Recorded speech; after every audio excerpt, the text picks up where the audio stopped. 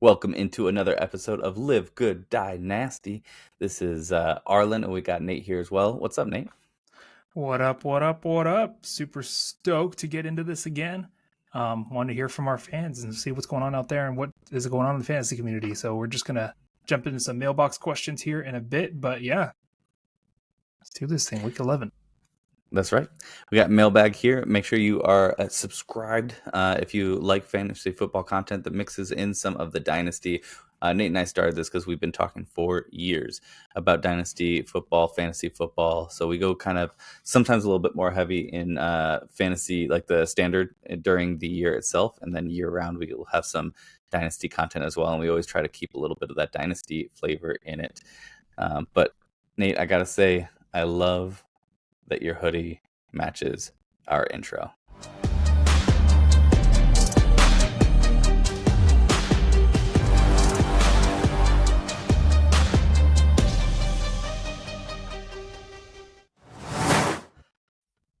All right. Do you have a question already queued up? I got a couple options here. We'll start with an easy one. At least I think it's an easy one.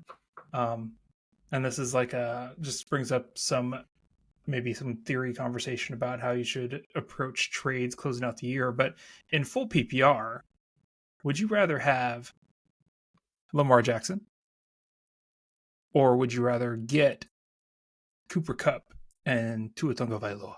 So we're talking about a trade for, you said regular? Yeah, so PPR, it's trading Lamar. Standard league? Yeah, redraft PPR, it looks like. No other details, but it looks like they're trading away Lamar Jackson to get back Cooper Kupp and Tua Tagovailoa. Let me look at what Tua. See, gosh, you basically are. I think for the most part, you're trading away Cooper Kupp for Lamar Jackson. I don't think Tua's a factor for me here. Yeah. In this situation, they're trading away Lamar to get Cooper Kupp and Tua. I don't think I do it. This is the Lamar. I think as long as you have somebody to start. Yep. I'm fully on the side of Lamar Jackson is a difference maker at the position. Early in the season, I would say the other way around, because I wouldn't want to put all my eggs on Lamar Jackson because he's had the up and downs. This is the up year, and I want a difference maker on my team. I traded for him in one of my leagues last week, as I've been kind of weak at quarterback the whole time. And I traded away, I forgot exactly what I did, but I definitely include like picks. It's a keeper league. So I was able to trade away some picks and everything and get it done. But I was definitely trading some players that I would have started to make sure that the trade got done. So yeah, I'm Lamar Jackson on that side. Yeah, at this point of the season, you've ridden him to get to your championship probably, or at least get to the playoffs. If you have been riding him this long, you didn't trade him away to get something great at this point. We're 4 weeks out from the playoffs probably in most leagues. Mm-hmm. Yeah, I'm definitely on the Lamar side, and I guess that's where roster construction wise, or unless you had you've been struggling through the year at wide receiver, maybe you had Rashee Rice and Nico, and well, Nico's coming back already. Yeah, no, it's too late. Yeah, just keep him. Yeah, I'm on the Lamar side of that. Now, on this one, I don't know if this is super flex or not.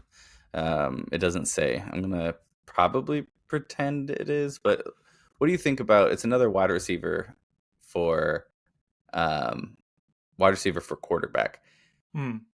Or they want to trade away Jordan Love for Ridley straight up. Now, we just covered Ridley in our last episode for our end of season. His end of season schedule is outstanding. He's been great, but he's going to have at least one bad game coming up, and but he's going to have some of that win you the week. I made the decision last week that in a super flex that I could not, and this is a lesson I always try to teach myself to keep forgetting.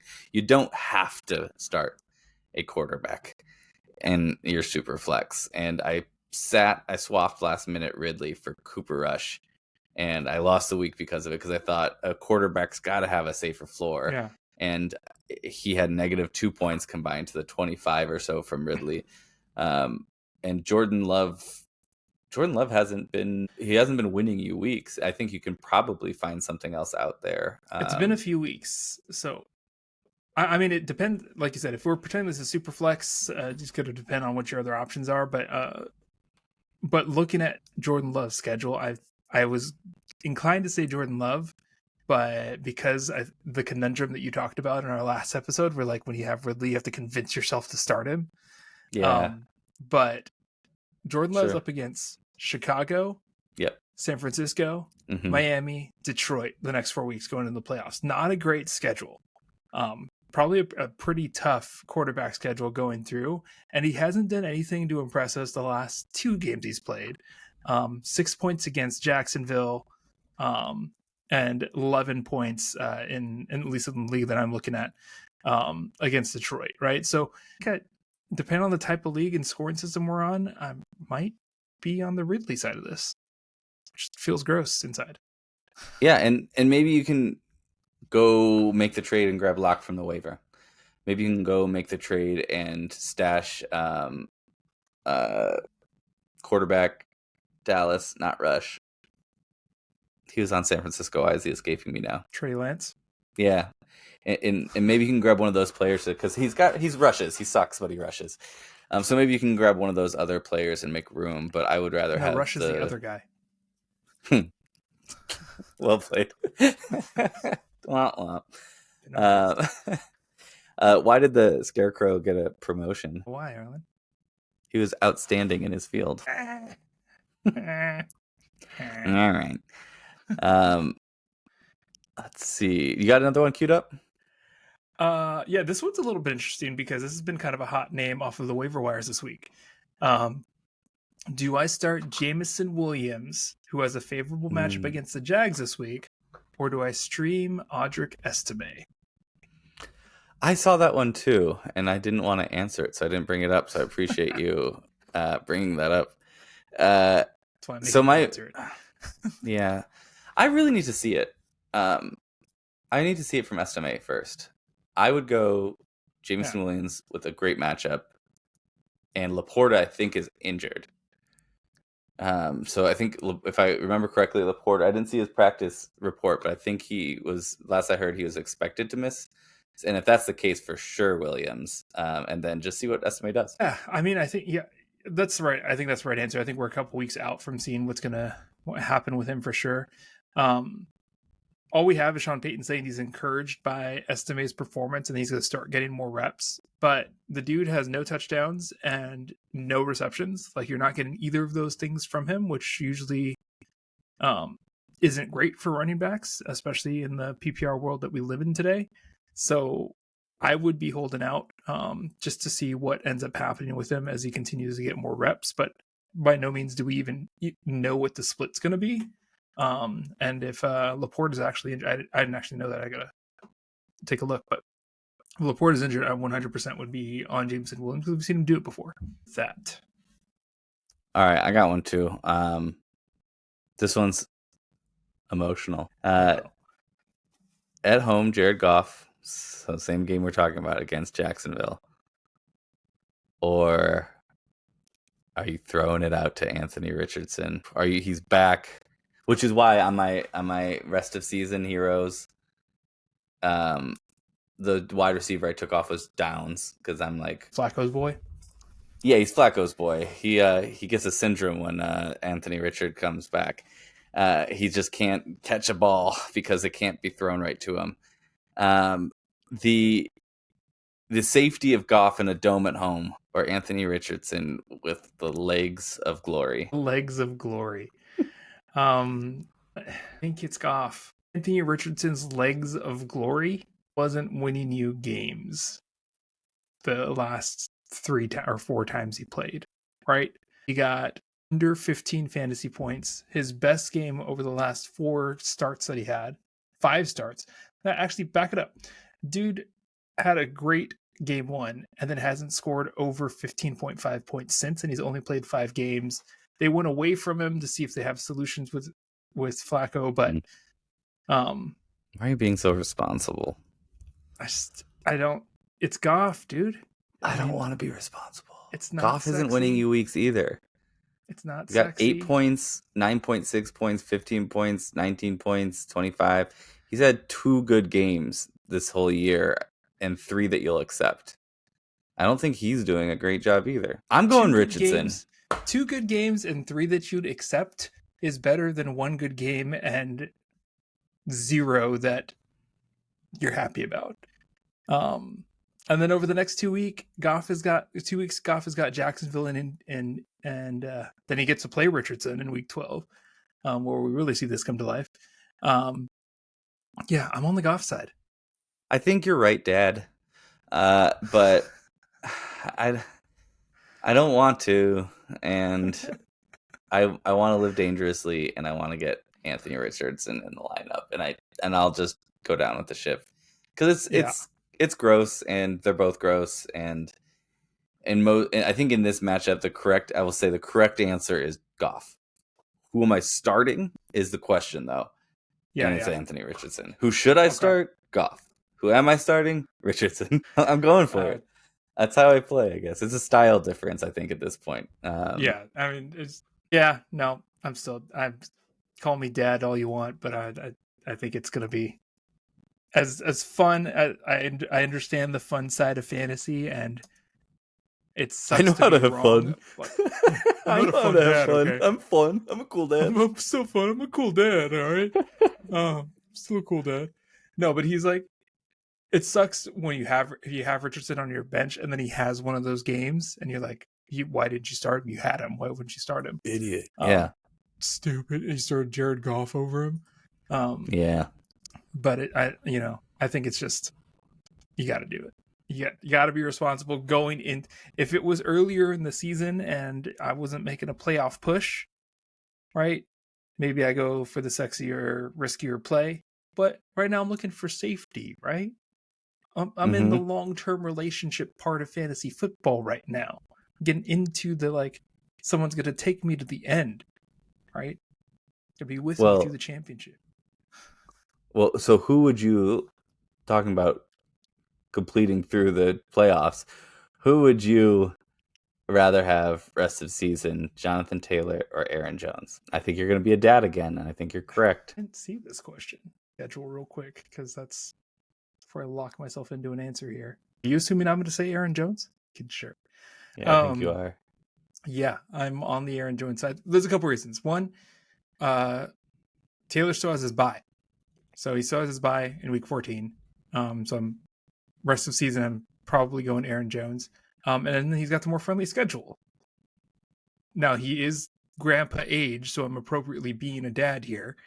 And he's not, like I said, been blowing us away for a few weeks now. He was having a great few games there, but his schedule gets really soft going into the end of the year and into the playoffs. So I am going to go ahead and be a dad and be Aaron Jones about it. Yeah, I think I'll answer in a non-answer way because I think that's the most helpful. The tiebreaker for me is the bye weeks pushes me. Yeah, that pushes me to Aaron Jones. If you're in a position where you need to win 3 games, 2 games, and that's going to get you in, I'd rather have Anthony Richardson. If you really need to win, if you need just a foundational player and you cannot afford to lose a week, I think Aaron Jones, because of that bye week, it puts you in a position where he's got decent matchups. The matchups stay decent through the playoffs. It's not that it's fine. And I think he'll continue doing what he's been doing, which is around 10 to 15 points, and you might get a spike, but he won't kill you. But Jonathan Taylor, if you're really barren and it's going to hurt you having him gone in week 14, if you can just win 1 or 2 or maybe 3, and I think Jonathan Taylor is going to have the better points per game. Aaron Jones is going to obviously have more points overall with the extra week. Yeah.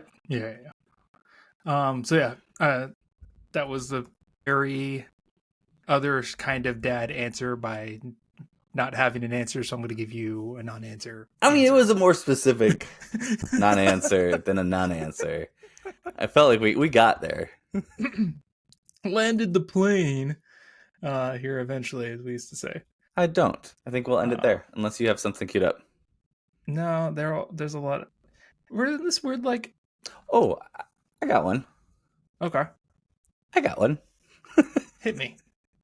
It's a general one, so I do have some players I can look up. I do have some players that we can look up to compare, but it's a neighbor question. So I'll cut this into a short and send it to him. But it's like it's a tonight game because we'll be posting this on Thursday. Brian Robinson is coming back. Okay. A lot of people are desperate for that extra player. He's like the RB2 in a 0 RB strategy. He's the flex in a lot of different people's leagues. So there are other options most likely, and you've had to get by without him. He's coming back though. Brian Robinson against a great run defense in Philly, but he's back. Mm-hmm. Do we play him when he's back, or do we look for other players? And let me pull up the other ones that were kind of mentioned. I already kind of gave my answer to it, so I want to see where you align as well.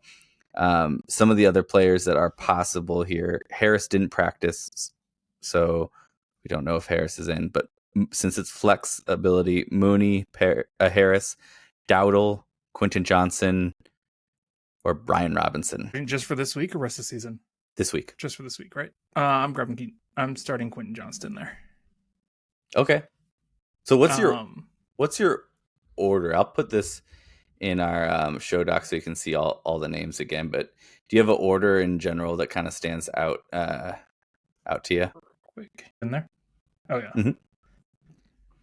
I'm gonna go. QJ kind of leads that pack, just because we talked about this last episode. He's got the touchdown equity, at least recently, in an up and coming passing game that hasn't been there all season. So if he's still available out there, that's who I'd be playing. Najee, you said he's not practicing? I think he didn't practice today, but it's Wednesday, so it might be a Veterans Day off. I don't know if he's dealing. Assuming he's healthy, though. I'm gonna go QJ. Harris, Robinson would be there still. I don't know. They're all close at the end. After that, I think QJ Harris and then the three are close. Do you have an order there, or what did you give them? My order is the one I have there. I had Mooney. I had Mooney up there, but he has after I answered, I think I have to adjust because he's against the number one defense against wide receivers. Denver's been shutting them down, so I think, I mean, it could work for him where Drake London's the one that's shut down. Yeah. And we have more room for Mooney to play. But I like the certainty of a running back, what they give you. So I think my first would be Harris. Then I would put Mooney, Dowdle, QJ Robinson. So I think mine is just sit Robinson at that point. Yeah. Man, you have him way at the bottom. No trust in this guy. In Robinson? Yeah. Eckler's been doing all right. I'm okay with kind of burying him a little bit because he's been. Oh man, the Chargers they do have a good matchup against Cincinnati, huh? Yeah, they're playing Cincinnati this weekend. That's the only reason I have QJ up there. And I'm like, way to paint me as a homer, dude. But I think I'm adjusting as we speak, though. I think I didn't really take in consideration how good that matchup really was. Yeah, Cincinnati, one of the worst against wide receivers. For running back, let me take a look. Pittsburgh's middle of the pack going against Baltimore. Dallas is dysfunctional right now, so it's hard to trust, and they are against Houston, which is the 6th. Jeez, what is Pittsburgh? I think you're right. I think QJ might be it. Yeah, I think QJ is the answer. Like I was pretty automatic with that, but that's obviously because I knew they were playing Cincinnati this weekend. But yeah, that's where I'd land. Cut it as a short. Right. Tell your boy, start QJ. Yeah, start QJ. Okay, I'm convinced. Let's do it. All right, y'all. Well, that has been this week's Mailbag episode where we've been able to go through some of your questions and please let us know. Jump in the comments. Where were we wrong? Where do you disagree? What other questions do you have? We'd love to engage with you there. Don't forget to hook us up with a follow. If you haven't already and you followed along with us this long, 20 minutes into this conversation, find us on YouTube if you're watching us there. Obviously, we're also available for your drives over on Apple Podcasts, Spotify, iHeartRadio, and what's the other one? Amazon. Yeah. Wherever you listen to your podcast, essentially. If you listen to your podcast somewhere else, good for you. But find us there, like, engage, chat with us, tell us how we're wrong. We are more than willing to admit when we're dumb. So and my favorite questions you ask, like, I like the trade ones. I like the who do I start? I like the rest of season, dynasty. I like all those. My favorite ones. Go ahead and throw in those. If you have fun, like we started our last episode with some foundational, like, core belief questions with fantasy. I think those really bring up great discussions. I think that we had answered the question on our if you're looking for our rest of season playoff push heroes episode, that one we have a question of should waivers be open? Is it the right thing to have waivers open to everyone or just playoff teams? Those kind of questions I think are some of the most fun to answer. All right, thanks y'all. Everything that Nate said about doing all the things. Do all those things, and we'll catch you on the next one. Boom.